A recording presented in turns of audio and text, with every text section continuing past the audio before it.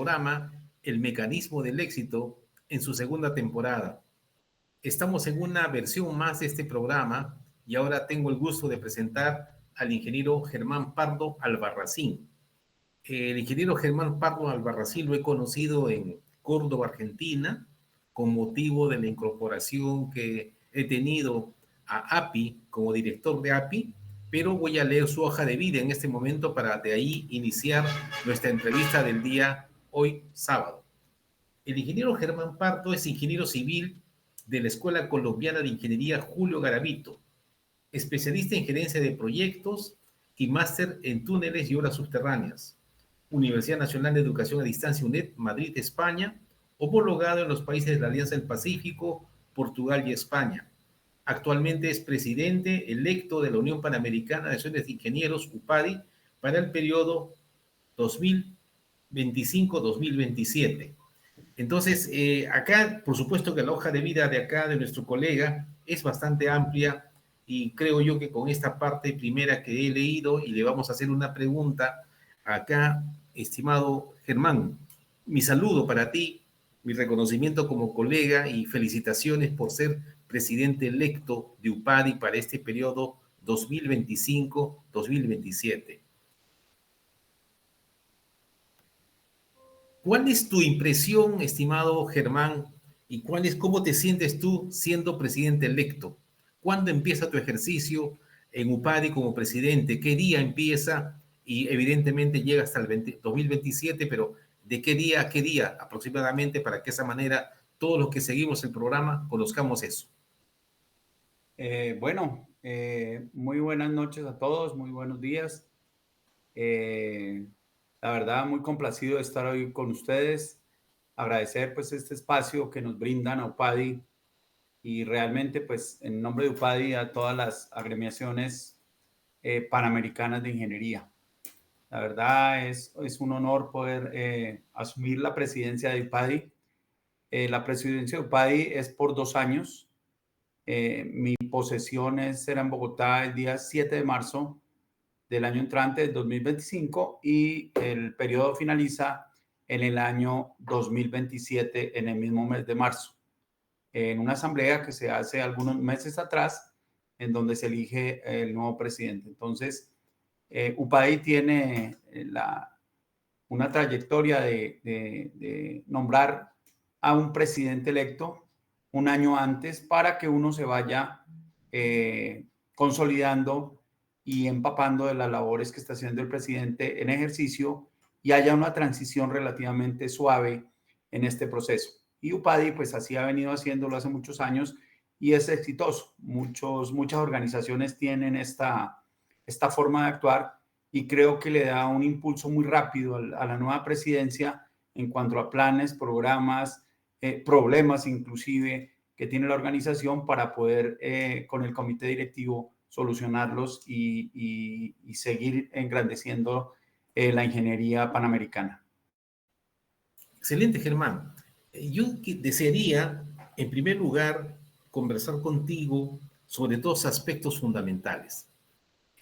¿Cómo ves tú en este momento, me refiero en este momento, 2024, diciembre, cómo ves tú el impacto de la ingeniería en el desarrollo de los países que son parte del ámbito geográfico de UPADI? Esa es mi primera parte, en el sentido de cómo lo ves tú ese impacto. ¿Lo ves calificando a lo mejor del 0 al 100%? ¿Lo ves que hemos llegado a un porcentaje apropiado? ¿O es que UPADI tiene una energía que debe impulsar para mejorar ese impacto de la ingeniería en el desarrollo? ¿Cómo ves tú esa parte, estimado Germán? Panamérica pues tiene unas diferencias importantes entre los países del norte, los países de Centroamérica, los países andinos y los países del sur. Digamos, son 4 escenarios en donde la infraestructura y el desarrollo de la ingeniería se manejan de forma diferente. Yo pienso que, digamos, excluyendo a Estados Unidos y Canadá, los países latinoamericanos tenemos, digamos, un crecimiento importante. Los profesionales, particularmente latinoamericanos, son de un gran nivel y eso lo hemos logrado mejorando mucho nuestra educación en las universidades y somos muy competitivos. Hoy en día, los países más desarrollados, como son Estados Unidos, Canadá, México y Brasil, digamos, tienen una gran afluencia de ingenieros latinoamericanos. Somos muy bien calificados. Los peruanos, ustedes tienen unas grandes personajes de la ingeniería a nivel de ingeniería civil en los Estados Unidos que son importantes. Yo conozco varios ingenieros peruanos que están en unas altas posiciones en empresas y en universidades en los Estados Unidos, lo mismo Colombia, Argentina, Chile, Brasil, Ecuador, Bolivia y todo Centroamérica. Entonces, digamos, en ese contexto, nosotros como UPADI, lo que estamos tratando de impulsar es que se permita esa movilidad de la ingeniería a nivel panamericano. El que nuestros ingenieros se puedan interrelacionar de una manera mucho más sencilla en los diferentes países nos trae conocimiento para todos, más los que tenemos una lengua que es el español, pues tenemos esa posibilidad de intercambiar experiencias, intercambiar mano de obra a nivel calificado e intercambiar conocimiento. Ustedes saben, muchos de nosotros somos consultores a nivel latinoamericano y americano y quisiera uno participar más, dando conferencias, trabajando, asesorando, siendo consultores en muchos países de América, tanto que vengan dependiendo de las especialidades como que nosotros podamos ir. Entonces la movilidad de los ingenieros panamericanos es fundamental para la UPADI. La venimos impulsando a través de la Federación Mundial de Ingenieros. Hace poco estuvimos en China haciendo un acuerdo con el presidente actual, lo acompañé, Asia, África y América. Es abrir espacios y abrir posibilidades para todos nuestros ingenieros en varias regiones del mundo que lo están necesitando. Ustedes han visto que en los Estados Unidos hay un déficit importante de ingenieros calificados y hay inclusive un importante déficit de profesiones técnicas como topografía y como otras profesiones de apoyo a la ingeniería, y hay un déficit importante. Entonces, eso tenemos que impulsarlo, tenemos que darle esa posibilidad a nuestros ingenieros que se capaciten y tal vez más adelante vuelvan a nuestros países a implementar todo ese conocimiento que tienen. Entonces, ese es uno de los puntos fundamentales que queremos impulsar. Queremos impulsar a través de esto la unión de todas las agremiaciones americanas. Nosotros, no sé, por historia tal vez, somos muy desunidos. Uno ve a Europa, uno ve la Unión Europea, uno ve Asia, son muy unidas las agremiaciones de ingeniería. Nosotros, pues, estamos empezando un proceso de unión, queremos que nos vean con ojos importantes y usted sabe que el mundo lo ve a uno en la medida en que uno sea fuerte. Entonces, nosotros podemos decir, tal vez no tener tantos ingenieros, porque no los tenemos, podemos decir que en toda Panamérica podemos tener unos 6, 7 millones de ingenieros. Eso para nosotros es fundamental y no solo hablar del número de ingenieros, sino el número de países que es UPADI, que tenemos mucho más de 32. Tú vas a China y una organización china de una región relativamente pequeña tiene 15, 20 y 30 millones de ingenieros. Entonces, pero no tienen tantos países como UPADI. Entonces, la diversidad de las culturas, de la unión de nosotros, es lo que nos va a dar la fortaleza para ser importantes en el mundo. Excelente, Germán. Mira, de lo que has comentado tú, yo noto que hay 3 puntos, vamos a llamarle débiles, y que representarían riesgos para la gestión probablemente de UPADI. La primera que tú dices y que me parece, yo lo vivimos en el Perú, hemos viajado a diversas partes, el asunto de la falta de una confraternidad, de una unión así amplia, o lo que también podríamos llamarle el signo de desconfianza de entre las personas. Ese es un riesgo importante. Ahora, digamos, riesgo que también tiene lo que tú has dicho, en el sentido de que se busca en esta gestión en la movilidad de los profesionales. Entonces, ese es el segundo riesgo. Y por supuesto, si es un riesgo positivo, el hecho que UPADI hayan varios países, a mi modo de pensar, porque tú has comentado que en China, en una sola región, tienen 15 millones de ingenieros. Evidentemente yo entiendo que ahí habrá una mayor uniformidad, pero habiendo varios países, hay una diferencia en la formación de los ingenieros y eso creo yo que es una fortaleza. Entonces, ¿cómo esos tres riesgos, estimado Germán, lo vas a implementar tú en tu gestión que empieza el 7 de marzo? Y de antemano te felicito por esto. Bueno, aquí, digamos, partiendo de la base de que nosotros tenemos muy buena calidad de ingenieros, porque hay que creernos que somos buenos ingenieros para poder hablar de una manera fuerte, digamos, a nivel internacional. Nosotros, una vez creamos ese espacio de que la ingeniería latinoamericana o panamericana es de un alto nivel, tenemos abiertos los espacios en cualquier parte del mundo. Eh, la movilidad de los ingenieros no solamente trae un conocimiento entre el grupo de ingenieros americanos, sino que trae digamos, un incremento en el nivel y en las expectativas de muchos de nuestros ingenieros en cada uno de nuestros países. El tema de las maestrías, por ejemplo, es un tema que tenemos que aprovechar la capacidad de cada país para desarrollar ciertas especialidades de la ingeniería que no tenemos en otros países. Por ejemplo, Perú y Chile son países que tienen un gran desarrollo en los temas mineros y tenemos nosotros que aprovechar a nivel latinoamericanos y panamericanos ese gran conocimiento que tienen países como ustedes, en donde pues el desarrollo es muy importante en esos temas, en el tema ambiental asociado con la minería, en cómo han manejado todo este tipo de situaciones de temas de los deslaves, de temas de las pequeñas presas, del tema de la generación de energía. Hablábamos en la última conferencia sobre la integración eléctrica latinoamericana.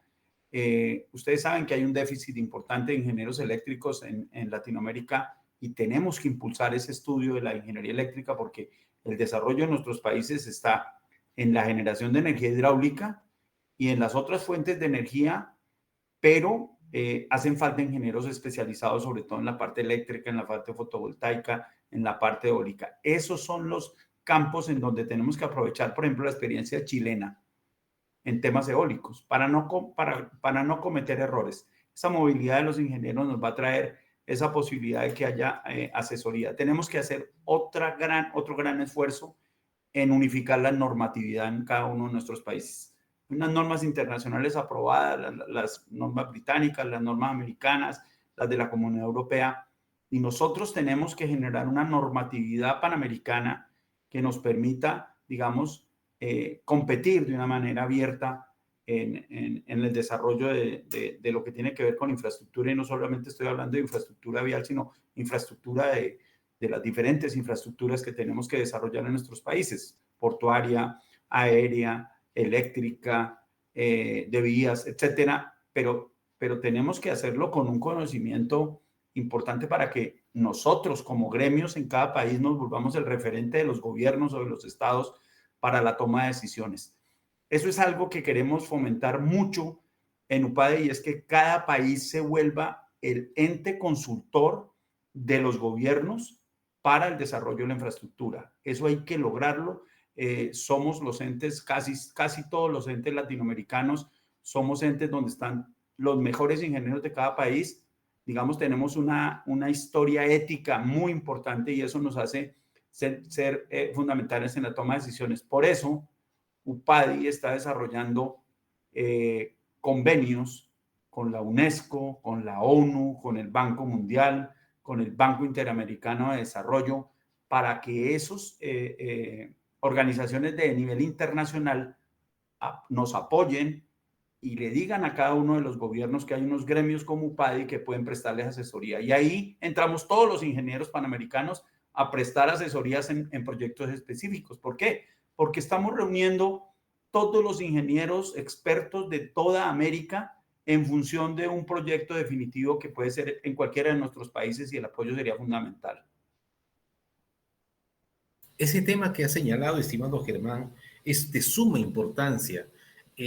Lo que está pasando en muchos de nuestros países, el Perú es una muestra en el sentido de que muchas veces la parte de gobierno, la parte política, tiene una altura de 80 pisos y quizás el aporte de la ingeniería con decisiones a nivel de político y de gobierno, tiene una altura de 2, 3 pisos. Y ese es un problema grave realmente. Y lo que tú has señalado en el sentido de que debemos lograr de que la ingeniería realmente, en base a su institucionalidad, logre la confianza y sea parte decisoria de los gobiernos. Yo considero que ese es un punto sumamente importante, estimado Germán. ¿Serías tan amable, Germán, un poco de ampliar ese punto de cómo piensas tú a nivel de UPAD y de qué manera las asociaciones y colegios de ingenieros que estamos, por ejemplo, en el Perú estamos el Colegio de Ingenieros del Perú y la Asociación de Ingenieros del Perú? ¿Cómo podríamos nosotros prepararnos aquí para lograr ser, digamos, compatibles con las disposiciones y las estrategias que pongas tú a partir del 7 de marzo? Bueno, con el apoyo logrado de las organizaciones internacionales, las cuales tienen una injerencia muy fuerte en nuestros países, sobre todo a nivel de cuando nos van a hacer préstamos de banca multilateral y nos van a dar, digamos, el respaldo de algunas otras entidades de financiamiento. Ellos normalmente están buscando en los países, pues, personas idóneas, y tenemos que hacerles ver nosotros como organización de UPADI a esas entes internacionales que es UPADI y sus asociados los que tienen esa posibilidad de apoyar a los países en la toma de decisiones. Nosotros como UPADI tenemos una serie de comités especializados en varias áreas del conocimiento de la ingeniería, y la invitación a todos los países panamericanos es a participar activamente en esos comités, porque en esos comités vamos a estar, digamos, con los expertos de todos los países trabajando en temas como los riesgos, los desastres, el tema del agua, el tema de la energía hidráulica, el tema de la energía eólica, el tema de la infraestructura vial. Hoy se está viviendo una ola importante en el tema férreo en muchos países americanos que tenemos que nosotros apoyar.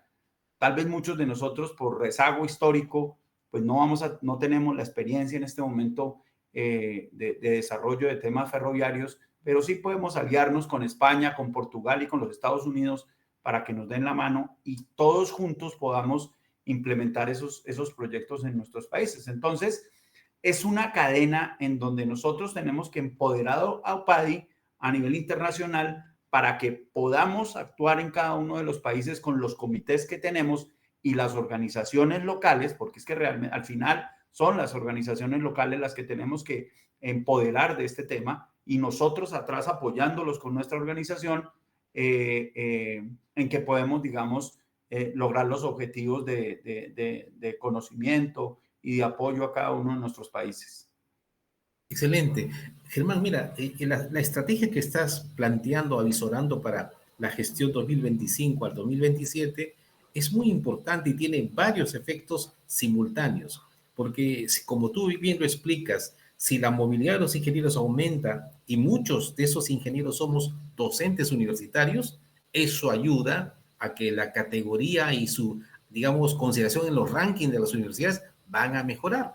Entonces, eso es fundamental. Y si esa movilidad de los ingenieros hace de que posteriormente cuando regresen mejoran sus programas de formación, muchísimo más. Entonces, evidentemente, Germán, por mi parte, como profesor universitario de la Universidad Nacional de Ingeniería, estaría yo y muchísima gente en apoyo directo a esta estrategia que estás implementando. Bien, ahora quisiera pasar a otro tema, Germán, que es de mucho interés. Mira, aquí en el Perú tenemos obras importantes, te las comento un poquito rápidamente, quizás tú también estás al tanto, ¿no? Una obra importante es la línea de Metro 2. Y la línea de Metro 2 es una obra que empezó en el año 2014. La línea de Metro 2, para empezar, es una línea subterránea de metro, totalmente subterránea. Empezó el año 2014. Y cuando se asignó a un consorcio privado esa obra, se señaló que el año 2019 iba a estar concluida. ¿Y por qué era tan importante que concluya en el año 2019? Porque el año 2019 se llevaban los Juegos Panamericanos, se llevaron a cabo acá en el Perú. Y tuve la suerte de ser jefe de proyecto de los Juegos Panamericanos 2019 en el año 2017. Sin embargo, la obra esa de la línea Metro 2 hasta el año 2024 aún no se concluye. Entonces hay una serie de así demoras, retrasos, arbitrajes y una serie de temas en las obras. No creo que esa sea una situación solo del Perú. ¿Cómo ves tú, digamos, tu enfoque en esos aspectos, en ese tipo de aspectos, estimado Germán, en el sentido de megaproyecto? Porque esta es una obra que supera los 5.000 millones de dólares, es un megaproyecto. Pero tú, ¿cómo lo ves, digamos, y vía UPAD, y cómo ves este tipo de proyectos en los diversos países, para ver qué estrategias también deberíamos abordar en esos aspectos, estimado Germán? Digo yo, como UPAD. Bueno, sí, sí, yo soy fundador con otros ingenieros de la Asociación Colombiana de Túneles y Obras Subterráneas, que es mi especialidad. He tenido pues contacto y conocimiento de los problemas que se han suscitado en el Perú y en otros países de Latinoamérica y Centroamérica con el tema de este tipo de proyectos. Este tipo de proyectos normalmente tienen un problema de planeación. Los afanes de mostrar licitaciones express para proyectos no permiten que se haga una evaluación previa, digamos, de riesgos adecuada. En eso es donde nosotros consideramos podemos participar. O sea, muchas veces la sola crítica de los gremios de ingeniería a algún proyecto, lo que termina pasando es que los vetan para cualquier tema en ese periodo presidencial. Entonces los dejan maniatados con la boca cerrada y no los tienen en cuenta. Sin embargo, si nosotros estamos presionando a través de UPADI con los organismos de banca multilateral, con los organismos de financiamiento privado, van a tener a partir de ahora que tener en cuenta el pensamiento y el conocimiento. Por eso los comités de UPADI son fundamentales, porque lo que queremos es hacer documentos para ese tipo de proyectos ante un llamado de una de las asociaciones de un país, decirnos, apóyenos porque nosotros vemos que esto es una locura, pues tenemos que mirar el proyecto desde el ámbito internacional con una serie de expertos que tienen experiencia en este tipo de proyectos y que podemos dar sugerencias y que podemos, digamos, actuar paralelamente con las entidades que van a financiar los proyectos. En muchas de las ocasiones, y ustedes lo están viendo con el metro subterráneo, no es ni siquiera el tema de la obra como tal. Es un tema de un modelo contractual que no corresponde con lo que querían. Es un tema en donde no se midieron los riesgos del tema predial, del tema ambiental, etcétera, etcétera. Y aparecen problemas que debieron haber sido resueltos con los estudios previos y se van generando en la medida del desarrollo del contrato y vuelven 3 o 4 veces más costoso el proyecto. Y ahí es donde uno tiene que decirle a los gobiernos es, señores, cualquier problema por falta de estudios previos, más adelante le va a costar 5 o 6 veces el proyecto, mientras ahora nos va a costar un 1 o un 2% más en consultoría. Y eso es lo que la gente no ve, porque muchas veces, y en esto tenemos que ser honestos, se organizan los proyectos para que pase eso, porque es que esa es la manera más fácil de lucrarse muchas de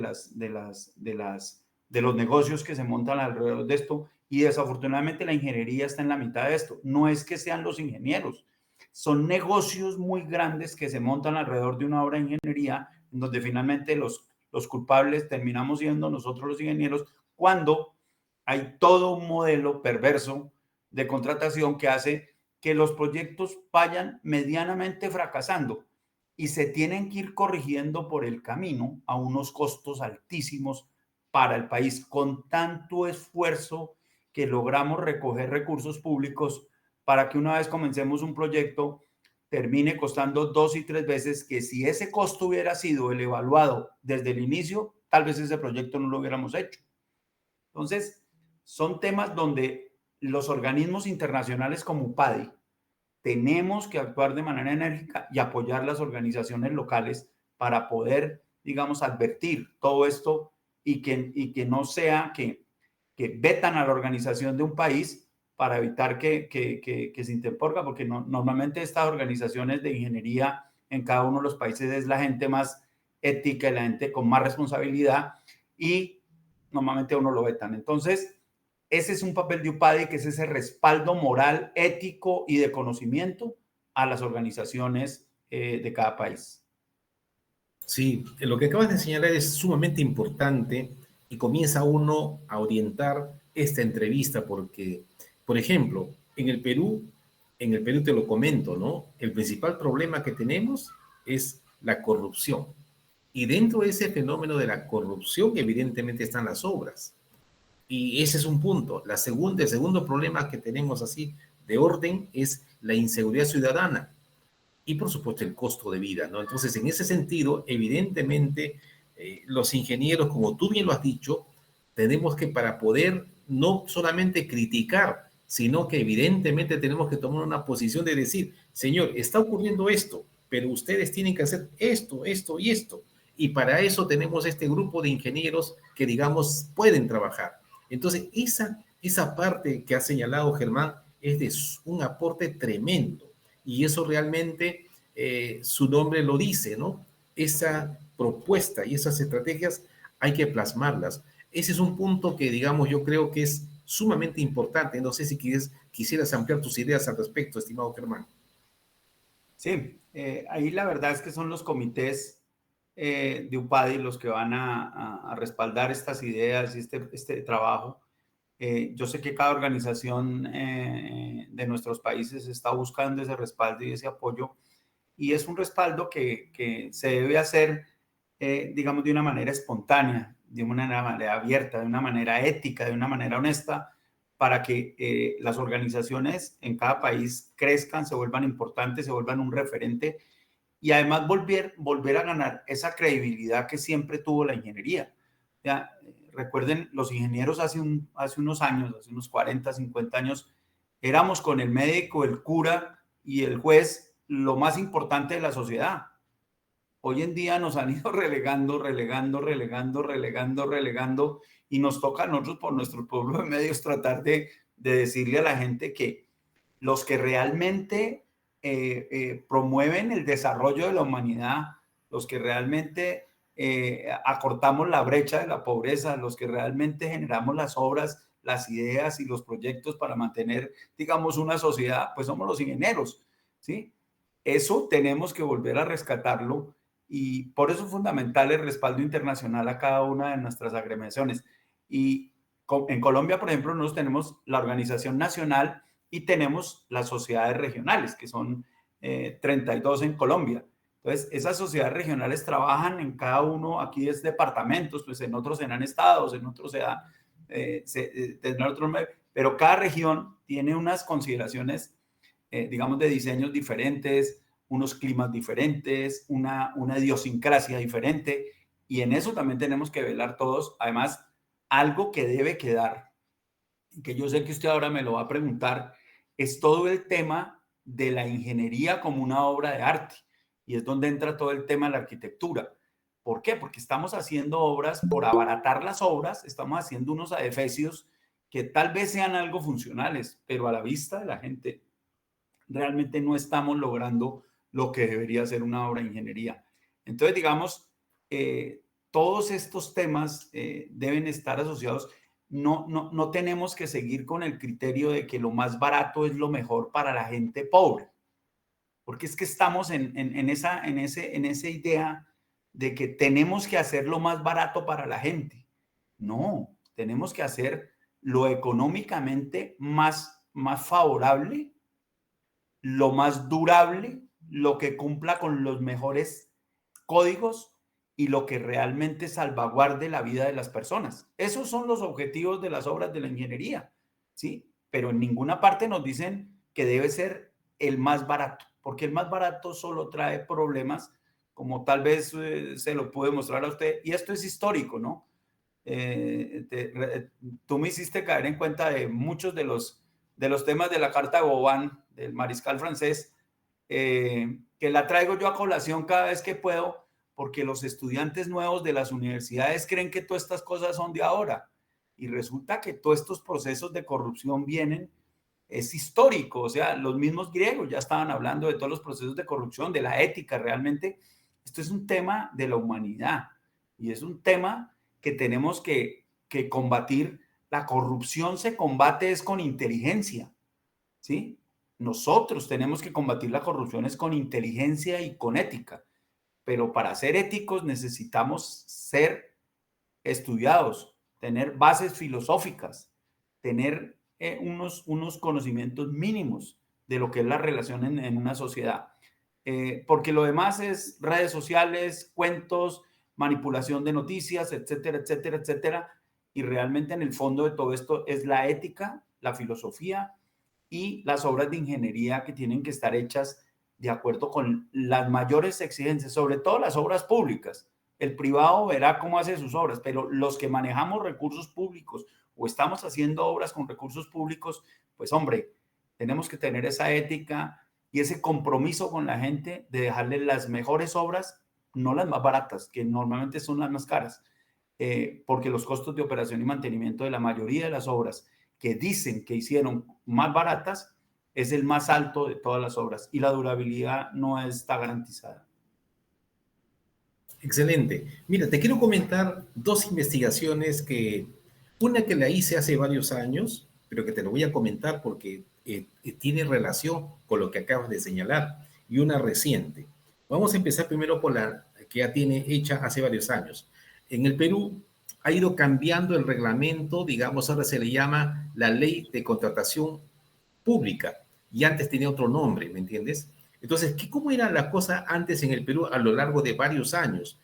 El primer criterio de adjudicación de obras públicas, Germán, era al precio más bajo, por ley, al precio más bajo. Entonces, en una licitación, el postor que ponía el precio más bajo se llevaba la obra. ¿Y sabes qué cosa? Te quiero comentar. En un caso, de acuerdo al antecedente histórico de colegios, vi que una empresa se vio la obra al 40% del presupuesto base. Eso un desastre, porque yo hice un inventario de los colegios y justamente llegué a ese colegio que se entregó al 40%. Al término de la obra le tuvieron que hacer una serie de trabajos y que llegó posiblemente al 90 o 100% de lo que estaba presupuestado. Después de haber pasado ese periodo de tiempo al precio más bajo, se dijo, el postor que llega al 50% gana la obra. De ahí pasó al 70% y ahora está en el 90%. Entonces, la situación está, como bien tú lo has comentado, y yo creo que es todo un tema para ser analizado a nivel de los países de que conformamos UPADI, en el sentido de decir, oye, tenemos que evaluar los criterios de aceptación que se tienen para licitaciones según la magnitud del proyecto, la importancia. Ahora, en la ley nuestra, en este momento, estimado Germán, se dice 90%. Y todos los postores que estén en el 90% hacen un sorteo. Y también se consideran riesgos, pero se consideran los riesgos cualitativos, no los riesgos cuantitativos. Entonces, esa situación, considero, estimado Germán, que debería ser un punto que UPADI haga un foro internacional donde diga, a ver, Brasil, Chile, Colombia, ¿cómo es el tema de los criterios de adjudicación de obras y ese monitoreo? De esa manera, si logramos identificar, oye, en este país es el mejor que vemos, que no hay obras paralizadas, que los índices de corrupción son más bajos, tomar ese baremo y tratar de lograr de replicar eso en los países. ¿Cómo plantearías tú esa situación a nivel de UPADI, estimado Germán, pensando como presidente? Sí, ese es un tema muy complejo que nos ha venido ganando, digamos. Las estrategias de corrupción van mucho más rápido que las estrategias de control. Cada vez se inventan una manera de sortear los temas de corrupción. Nosotros también tenemos cualquier cantidad de leyes y las actualizamos, pero finalmente, digamos, la ley o las normas para contratación, digamos, son normas hechas para gente decente. O sea, son hechas para gente honesta y son hechas para tratar de que la ingeniería pues tenga un equilibrio. Sin embargo, lo que yo considero que debemos unificar en todos los países de América es cuál es la filosofía de lo que queremos de las obras públicas. ¿Sí? El mecanismo de control de las adjudicaciones está asociado a lo que yo quiero finalmente de que sea una obra pública. Por eso es una estupidez que un contratista se me presente con el 40% del presupuesto y ahí hay una pregunta que uno se hace. O es que el tipo no tiene ni idea de lo que va a hacer, o es que el que hizo el presupuesto no tenía ni idea de lo que íbamos a hacer. ¿Sí? O sea, alguno de los dos hay un error grave. Ese tipo de discrepancias, pues realmente hay que parar esa obra porque hay algo mal ahí. Hoy en día se está acostumbrando a que se hacen las obras por el 90%, entre el 90 y el 95% del presupuesto que elaboran unos administradores públicos que prácticamente no tienen conocimiento.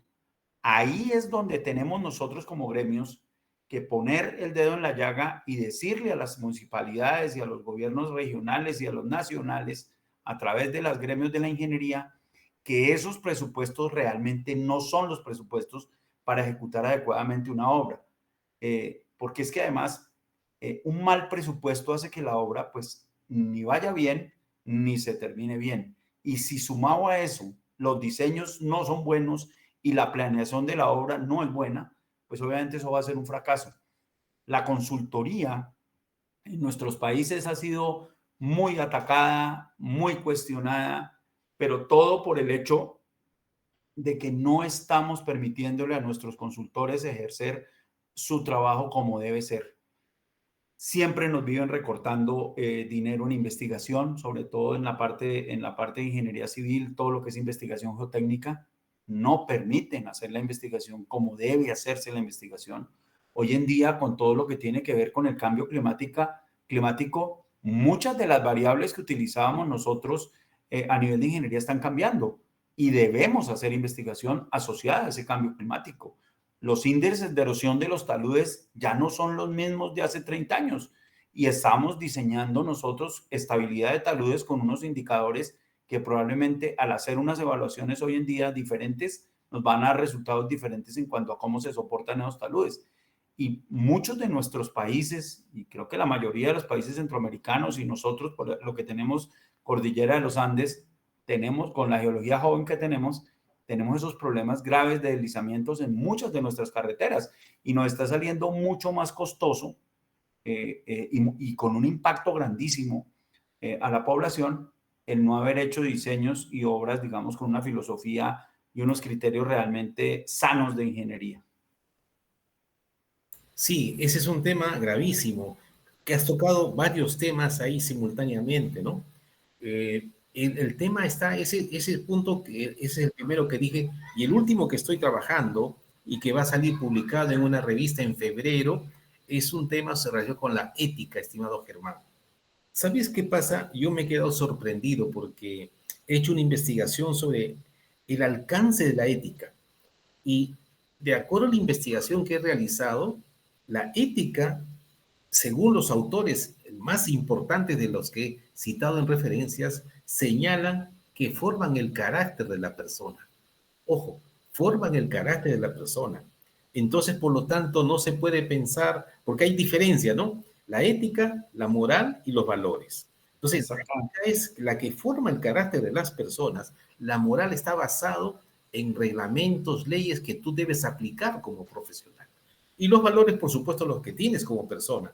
Entonces, según lo que he revisado completamente, es que si la ética forma el carácter, entonces, por lo tanto, la formación a la cual somos sometidos en los sistemas educativos nuestros, de primaria, secundaria, universidad, pregrado y posgrado, tendrían que tener a la ética como elemento clave para poder, digamos, lograr lo que no, evitar lo que está pasando ahora, que es la corrupción.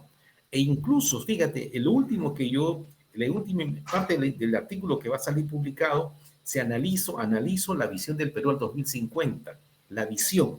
Entonces, el análisis de esa visión nos señala los varios aspectos, entre los cuales al hacer el análisis, muchísimos aspectos depende de la decisión ética del gobierno que esté a cargo del país. Y si no aplica ese carácter ético en sus decisiones, evidentemente que esa visión de futuro no la vamos a alcanzar. Entonces, en ese sentido, Germán, ¿cómo tú ves este tema que tú lo has comentado e incluso tu exposición que hiciste en Córdoba, Argentina, estaba relacionada con la ética? Entonces, ¿qué nos dices al respecto, estimado Germán? Bueno, volvemos a algo que estamos siendo castigados los ingenieros de una manera muy dura por el tema de la corrupción en nuestros países. Desafortunadamente, las obras de ingeniería están siendo usadas por los corruptos para tratar de obtener la mayor cantidad de dinero. La infraestructura, digamos, el desarrollo de la infraestructura, digamos, es un caldo de cultivo para que la corrupción entre de una manera más fácil. Han encontrado en la ingeniería eso, porque en otras disciplinas ha sido mucho más difícil para ellos entrar en esos modelos. Sin embargo, pues ya hay otros, digamos, ejemplos como el tema de la salud y tema de transporte y otros temas en donde ya están comenzando los modelos de la corrupción a funcionar.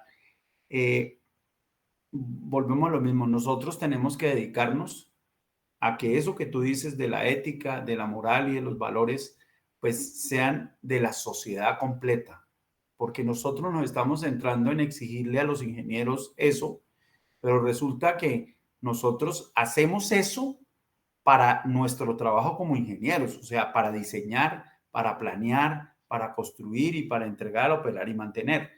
Pero realmente el modelo de contratación es mucho más que la obra de ingeniería. El modelo de contratación es la forma como nosotros utilizamos los recursos públicos en beneficio de la comunidad.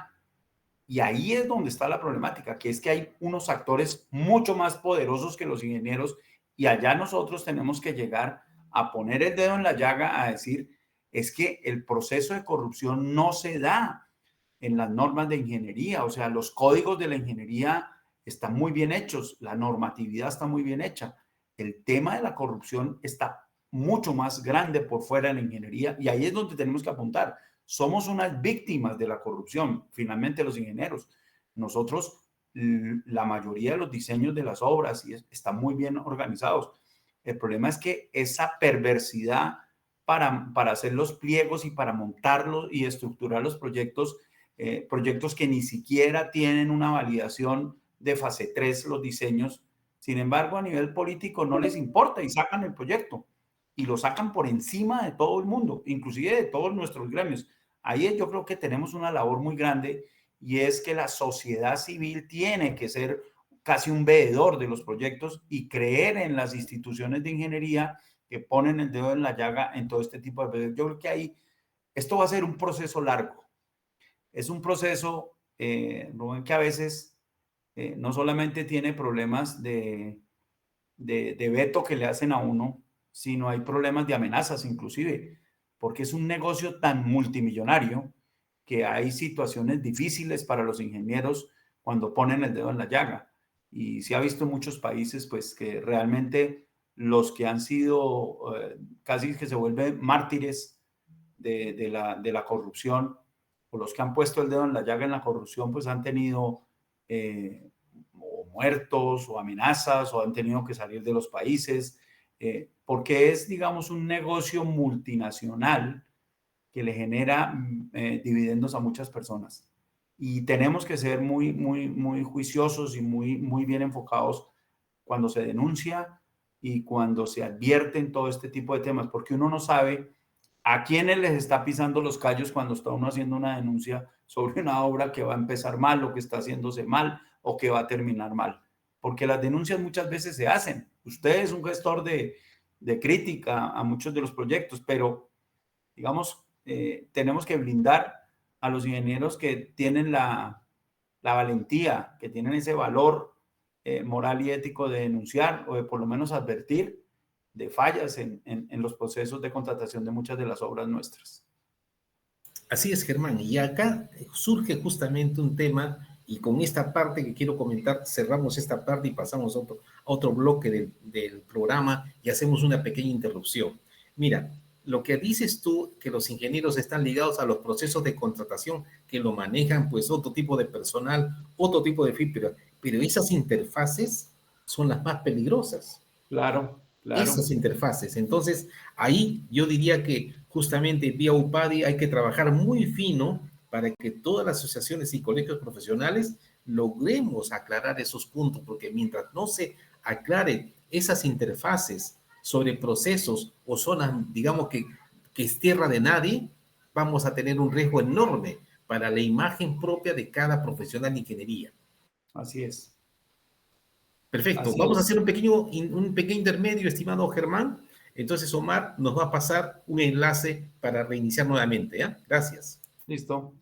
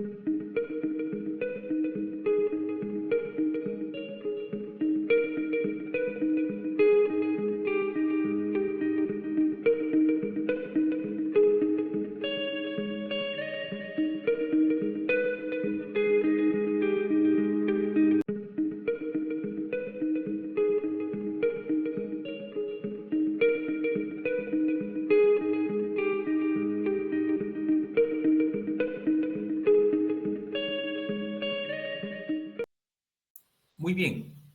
Entonces, Germán, vamos a pasar ahora, quiero compartir una imagen para tocar esta última parte que va a tener dos líneas.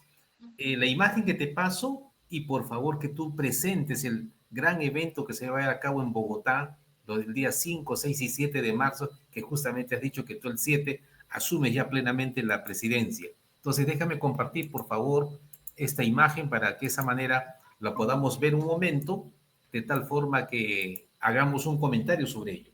Bien, acá estamos viendo esta información de 2024, donde nos muestra el PBI per cápita en todo el continente sudamericano y centroamericano. Y si comenzamos a observar las cifras, evidentemente que acá nos señala al costado derecho que Guyana es el país que tiene 28.920 de PIB per cápita. Luego sigue Uruguay, está Panamá, está Costa Rica, ¿no? Chile, perdón, Colombia en el puesto 12 con 7.917 dólares per cápita, perdón, y el Perú en 8.317. Entonces la pregunta sería, acá, pregunto, comentario de tu parte, estimado Germán, es de que la ingeniería, al trabajar en infraestructura y una serie de temas, campos concretos, que finalmente, según las investigaciones de muchas instituciones, es que al invertir en infraestructura se genera productividad y competitividad en un país. Por lo tanto, si mejoramos la inversión en infraestructura, evidentemente que se va a mejorar este PIB per cápita. ¿Qué nos dices de eso, Germán, por favor? Bueno, el GPD, pues, es el índice, el PIB dividido por el número de habitantes de cada país. Digamos, y Guyana aquí hoy en día aparece en primer lugar por los grandes descubrimientos petroleros. Hoy Guyana es la joya de la corona latinoamericana. Hemos tratado ya de acercarnos con UPADI a Guyana porque tienen un reto muy grande. Tienen de los mayores yacimientos petrolíferos encontrados últimamente, y tienen un gran reto porque pues es un pequeño país que tiene una infraestructura muy antigua y, digamos de muy bajo nivel. Y hoy en día ellos se están asesorando, por ejemplo, se están asesorando en un plan estratégico de desarrollo a través de MIT y de Harvard, quienes les están desarrollando un plan de desarrollo muy importante a nivel de infraestructura, y no solamente a nivel de infraestructura. A veces la gente cree que la infraestructura son las vías. No, la infraestructura es todo lo que tiene que ver con el agua, con el suministro de agua, con el saneamiento básico, con la energía, el que la población tenga la capacidad de tener energía a unos precios razonables, el gas, obviamente las vías, la movilidad, tenga aeropuertos, tenga desarrollados sus puertos, y algo fundamental, y es que se desarrolle industria que le dé posibilidades a la gente de trabajar, no industria, digamos, por montar una empresa, sino industria donde la gente pueda participar. Y un tema fundamental es que se aprovechen todos estos recursos para la educación de la gente, o sea, para la educación profesional o semiprofesional, generar proyectos de investigación autóctonos con la gente y tratar, digamos, de implementar políticas a mediano y largo plazo, como lo están haciendo algunos países árabes. Aquí vemos, digamos, países que han logrado, digamos, desarrollar un GDP muy alto como Costa Rica. Costa Rica es un país que ni siquiera tiene una refinería, porque la única que tenía la cerró. Costa Rica se ha enfocado al tema verde y mire cómo va. Costa Rica está en cuarto lugar por encima de países que uno creyera que llevaban una ventaja como Chile y México. México con las más grandes plantas de automóviles de toda Latinoamérica y está en un sexto lugar con 13.000. Argentina, pues que es un país que está en crisis, sigue teniendo de todas maneras un papel importante en América. Es un país que tenía una industria bien desarrollada, es un país que tiene relaciones importantes con Brasil y con Paraguay y Uruguay, y sigue, digamos, estando en un nivel importante a pesar de las noticias de su crisis económica. Y fíjese que hay países como República Dominicana que sorprenden. O sea, son países pequeños que el índice, el GDP, pues realmente sorprende porque tienen una gran posibilidad per cápita. Una cosa es decir que el GDP es de 11.000 o 10.000 o 7.000, y otra cosa realmente es analizar los otros índices que nos dicen cómo es la repartición realmente, la real. O sea, esta es la posibilidad del PIB en relación con la población total del país, pero no quiere decir que esa sea la repartición real, porque normalmente hay países donde el 85% se lo lleva a un grupo que no es más del 5%. Entonces, digamos, este es un índice que engaña a veces en la medida en que nos dice que puede haber un ingreso, un PIB alto, pero pues no necesariamente refleja la situación de los países. Ahí aparece Perú en el 10.º lugar, muy cercano con Colombia, pero fíjese que sorprende Belice. Belice sorprende porque tiene unos pozos petroleros que le están generando también, como a Surinam y a otros países, pues le están generando, digamos, un importante ingreso que depende del tema de, de los combustibles fósiles. Venezuela, a pesar de todos los problemas, pues está en 4.000, diría un hombre, está por encima de Haití, Nicaragua, Honduras, Bolivia, y eso que Bolivia tenía unos grandes yacimientos de gas. Entonces, esto nos muestra, digamos, hay países superpoblados con ingresos muy bajos. Yo creo que Haití es uno de los referentes, es que hay demasiada población y unos bajos ingresos y por eso le da un índice tan bajito y está muy concentrada la riqueza en muy, muy pocas personas, a pesar del PIB, porque ahí hay una relación de exportaciones e importaciones. Muchos países, y eso es un problema que tenemos nosotros en Colombia, nosotros tenemos unas importaciones muy altas en relación con lo que exportamos y así no se desarrolla un país. O sea, nosotros no podemos seguir gastando tanto. Eso es como cuando uno se cree rico y gasta más de lo que tiene. Colombia importa demasiados productos y no estamos desarrollando industria nacional.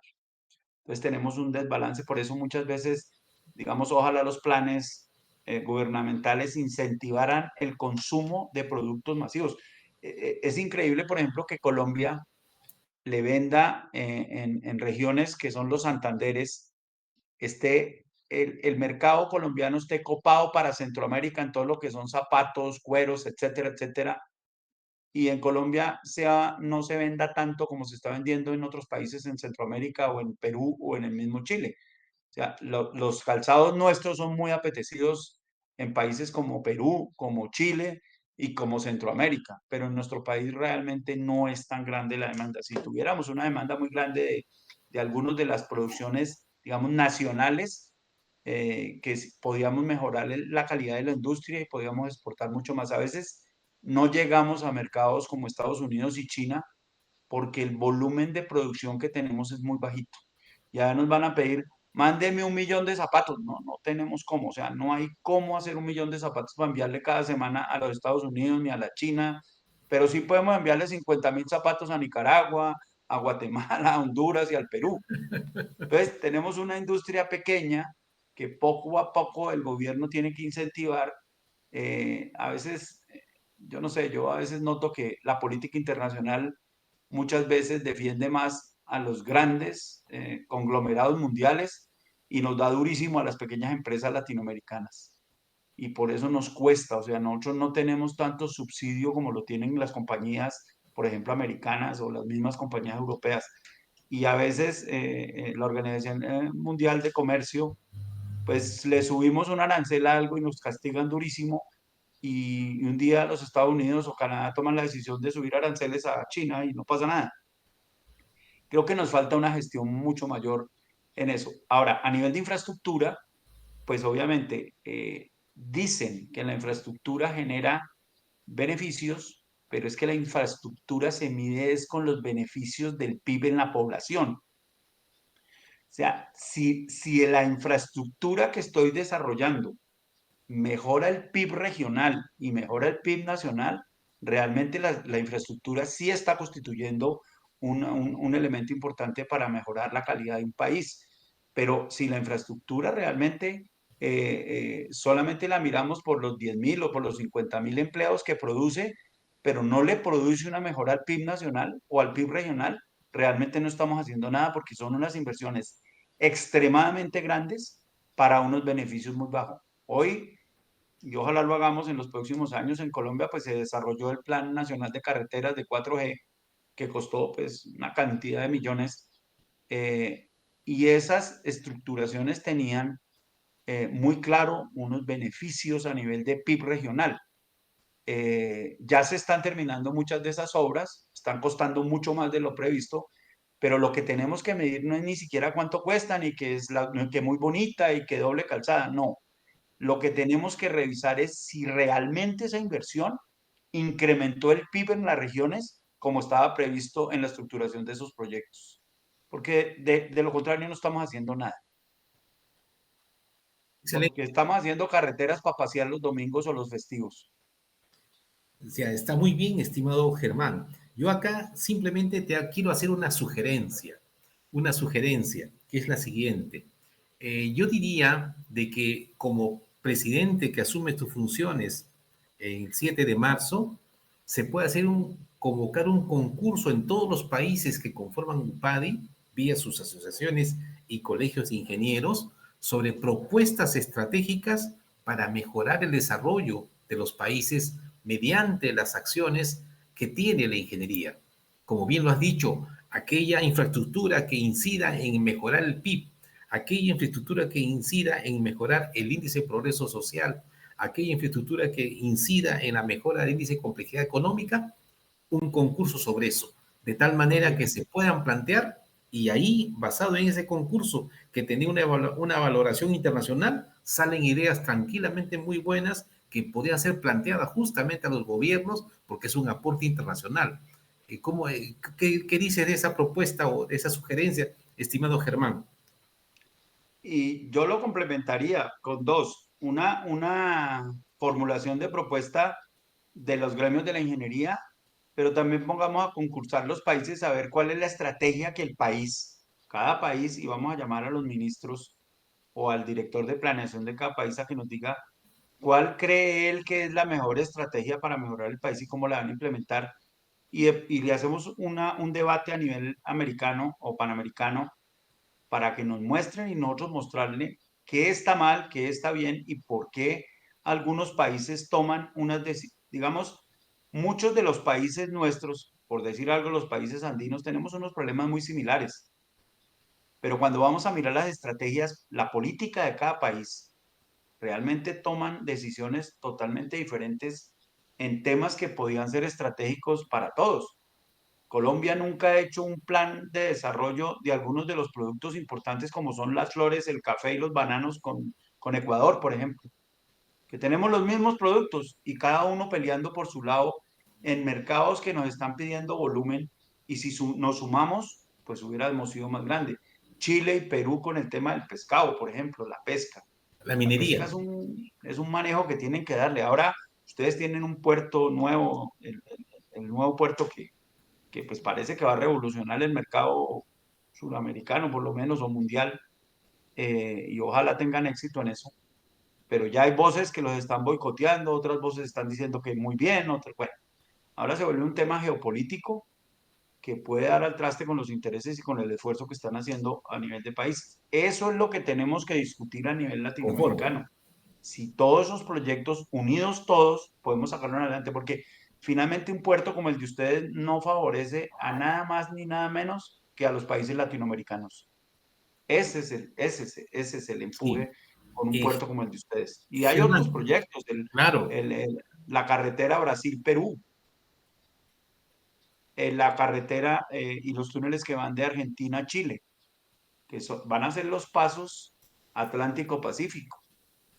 excelente, Germán. Entonces, solamente con la idea de tratar de ya precipitar las ideas, ¿para cuándo tú piensas que estarías convocando ese concurso que acabamos de darle un alcance, una orientación tan interesante que yo creo que tenía un impacto de UPADI en todos los países? Empezando tu gestión, ¿cuándo piensas Yo que pienso que, yo pienso que la preparación de esto pues puede tomar unos 6 meses, hacer una buena convocatoria, una buena preparación, unos lineamientos muy claros, porque aquí tenemos que tener lineamientos muy claros para la participación. Yo pensaría que 6 meses sería un tiempo razonable para esto. excelente? Estamos hablando entonces del 7 de septiembre. Sí, Perfecto, señor. perfecto, Germán. Y la última ¿Qué parte tiene? La última parte que quiero que presentes, por favor, es tan hermoso congreso que se va a llevar a cabo en Bogotá. ¿Cómo surgió esa idea y cuál es el objetivo que se busca con ese congreso en esta última parte del programa, estimado Germán? Bueno, este congreso pues se da después de una iniciativa, digamos, de la Sociedad Colombiana de Ingenieros a través de su presidente actual y del doctor Julio Mario Villamizar, que de paso, pues les digo que es el presidente del Comité de Patrimonio de UPADI. Le damos la Entonces, bienvenida a Julio Mario, por favor. ¿Cómo estás, Julio? ahí está hoy Felicitaciones. acompañándonos ahí. con todo el ánimo porque lleva varios días esperando que poder participar hoy de alguna manera y realmente sí le voy a dar la palabra porque es un hombre muy valioso, es un colombiano que está empujando mucho el tema de patrimonio aquí en Colombia y ahora se echó se echó la responsabilidad de hacerlo a nivel panamericano. Para, Excelente. pues, para empezar, pues digamos nosotros vamos a hacer el primer Congreso Iberoamericano de Patrimonio, evento trascendental en el cual pues reuniremos a toda América, más España, Italia y Portugal. Es un espacio que esperamos nosotros sea un encuentro donde se debatan, se discuten y se analicen y se promuevan las diversas estrategias para la preservación, conservación y apropiación de nuestros sitios históricos de la ingeniería. Digamos, esperamos que haya un diálogo abierto, un diálogo claro, en donde académicos, expertos, contratistas, arquitectos, podamos encontrar estrategias efectivas para defender, para promover y para impulsar nuevos caminos de patrimonio, porque tenemos que, poco a poco estamos lidiando y estamos enfrentando el desarrollo de la infraestructura, muchas veces atacando el patrimonio y no respetándolo de una manera como debíamos hacerle.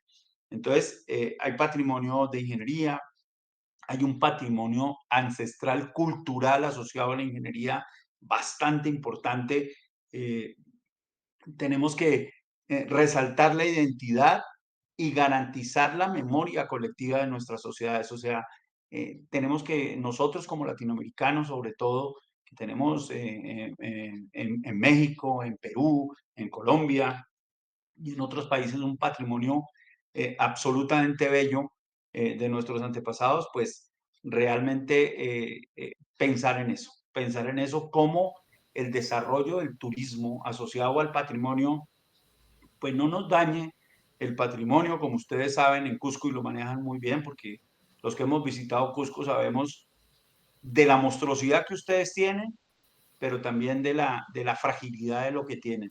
Y no la fragilidad de las obras de ingeniería porque las hicieron para que duraran toda una eternidad, sino la fragilidad del impacto del turismo sobre las mismas estructuras. Entonces, pues tenemos temas de discusión sobre patrimonio, pero también queremos tener temas sobre la educación en estas áreas. Hay una sensibilización pública del tema del patrimonio y obviamente pues buscar mecanismos digamos, de financiación, de apoyo y de soporte en entidades multilaterales que pues sabemos que las hay. Queremos que cojan los ojos y nos los pongan a todos nuestros países y pues obviamente este primer Congreso Panamericano pues debe lucirse. Yo creo que 2 o 3 o 4 países deben lucirse. Y el primero que se debe lucir es Perú, ¿no? Porque para mí, Germán Pardo, conociendo México, algunas de las de estas, Guatemala, digamos, lo que hicieron los incas y realmente no tiene nombre. O sea, lo que hay en Cusco, eso no tiene comparación a nivel mundial, le digo yo. Es que las pirámides de Egipto se les quedaron chiquitas a ustedes. No, y lo digo como ingeniero, porque realmente cuando uno visita Cusco, sí se da cuenta de la magnificencia de lo que hicieron los antepasados peruanos. Entonces, pues crearemos también, y ahora Julio Mario les dirá, crearemos un premio sobre estos temas y bueno, para no extenderme más, Julio Mario, cordial saludo a otro colombiano que hace historia en esto del patrimonio, Por porque usted favor, está Julio haciendo Mario, patrimonio sobre el patrimonio, Julio Julio Mario. Mario, tienes un par de minutos, por favor, que estamos ya al cierre del programa. Por favor. Todo. No, agradecerles inmensamente la oportunidad, agradecerle al presidente Germán Pardo, a ti, Ramón, muchas gracias por Rubén, perdón, por esta oportunidad. Realmente, pues, Germán ha dicho, digamos, ha ahondado bastante en lo que va a ser el Congreso y lo que es esta comisión. Esta no es una comisión, sino es un comité técnico panamericano de historia de la ingeniería y patrimonio, así se llama. Como él lo mencionó, es una propuesta que llevó el presidente actual de la Sociedad Colombiana de Ingenieros a la asamblea que hubo en Perú en julio de este año. y que llevó esa propuesta que fue aceptada y fue aprobada por la Asamblea en pleno para la creación de este comité, y de una vez se propuso hacer este congreso, el primer congreso iberoamericano de patrimonio y de historia. Además que, pues digamos que Germán señaló muy bien cuál es el alcance, qué es lo que se pretende y cuáles son los objetivos de este comité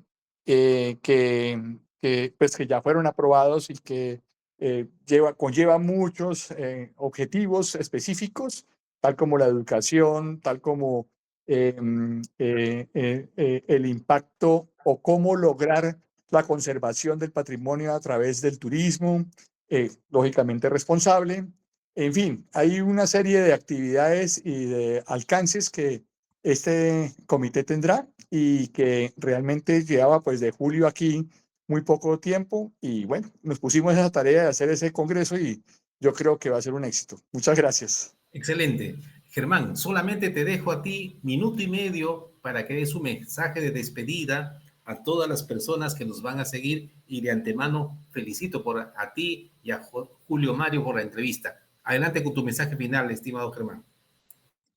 Bueno, solamente, pues primero que todo agradecer a los ingenieros peruanos por esta oportunidad, a ti por la amistad que nos has brindado desde que nos conocimos, al Perú, pues felicitarlo por esa majestuosidad que tienen allá en Cusco, y América Latina, pues que creamos que somos los mejores, creamos que somos unos buenos ingenieros, creamos que tenemos todo para triunfar y que lo único realmente que nos falta es unirnos, es dejar un poco al lado el ser engreídos tal vez a veces.